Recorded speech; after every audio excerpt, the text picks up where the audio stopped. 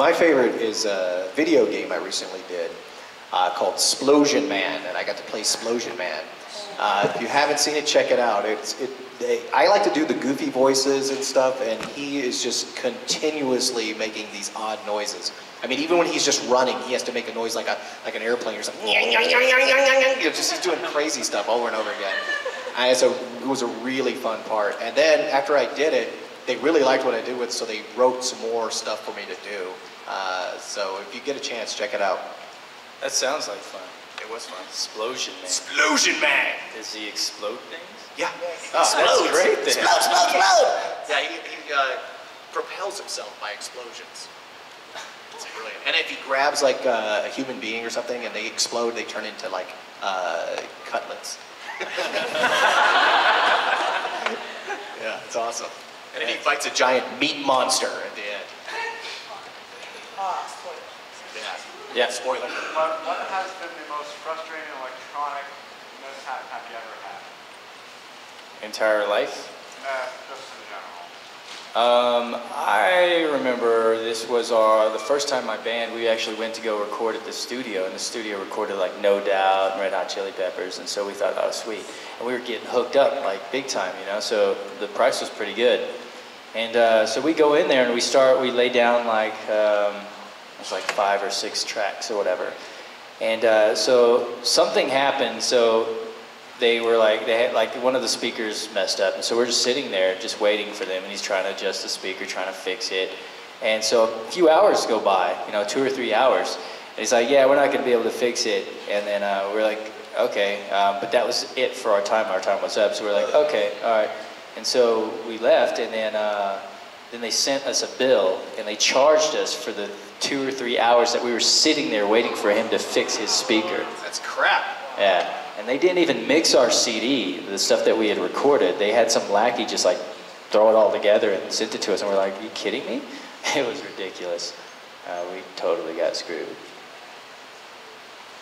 For me, the most frustrating electronic thing was back when we started doing Dragon Ball Z. We were still recording on tape, Whoa. Yeah, it was back.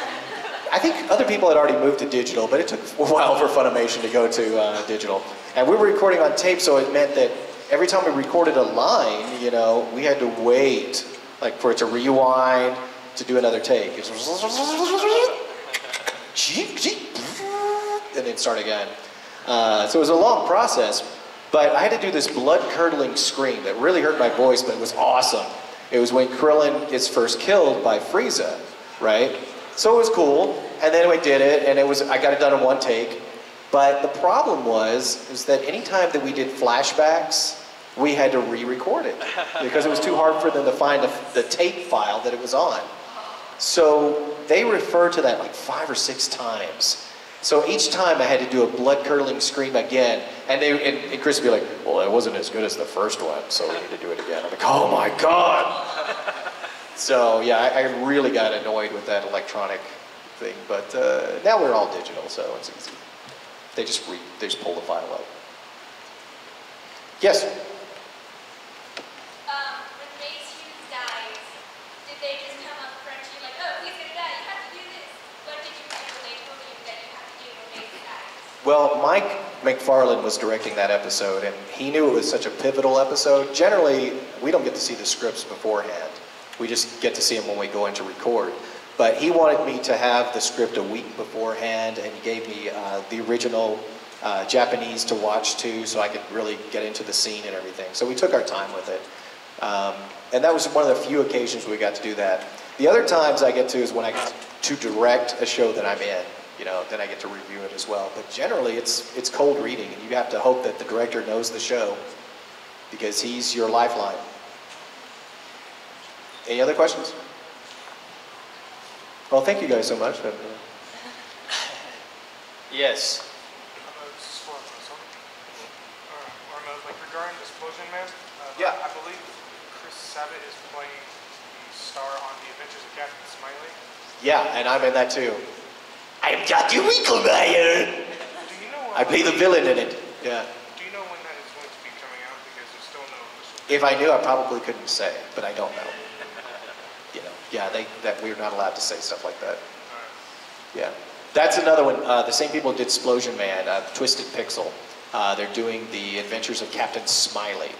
And it is an awesome superhero game where it goes to different genres of superheroes, like a manga world, then it goes to American comics world, and all kinds of stuff like that.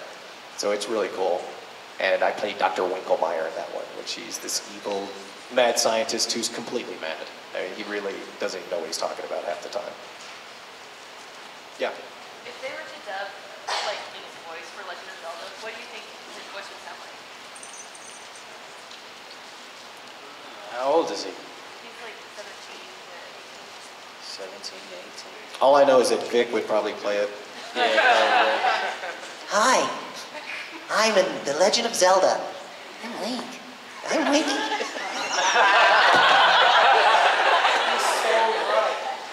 I'm Vic Mignola and I play Wink. Hi. Hello. Hi. And it's so weird too, because he's like late 40s, right? Yeah. No, he's on AARP, I think. No, I'm just kidding.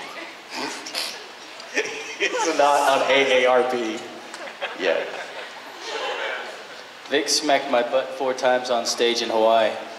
Grab my dick. What? What? Went to a bad place, I'm sorry. But yes, Vic would play it, yeah. Because he's like the best at doing teenage voices. And teenagers. What? Why do I go to these horrible places in my mind? Don't read my comics, they'll just warp you. But yes. Any other questions about doing teenagers? Anyone?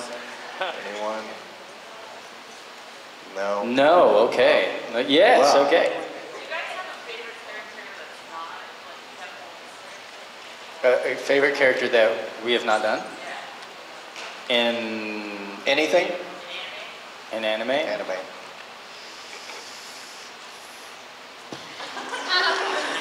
I like Chim Chim from Speed Racer.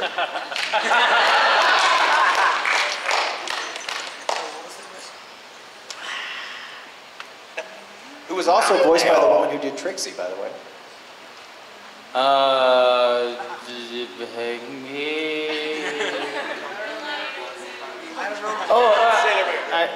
No. I like Jubei Kibogami from Ninja Scroll. Yeah, you're like, whatever. Were there any characters you wish you could have done? We were asked that already, weren't we? I don't know, were we? I think so. Oh, maybe I was asked yesterday that. Oh, right. In real life, though. I want to play Popeye the Sailor. Not the Sailor Man. No, Popeye the Sailor Drag Queen. No. Oh, I'm Popeye the Sailor Drag Queen. Yes! Pluto, come here, you sweet thing.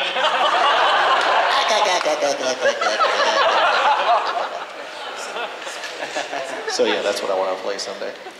Popeye the Sailor Drag Queen. You should do a comic of that, man. Popeye the Sailor Drag Queen comics. Yeah. I was wondering, what living person do you admire? What living Yeah, person? like a cartoon. What living cartoon? What? What are you talking about? What living person do we admire? Living person, like alive now. They could be dead. Sonny. I admire my daughter Savannah. She has come a long way in her life and been through so many things, and she's one of the strongest people I know. Wow.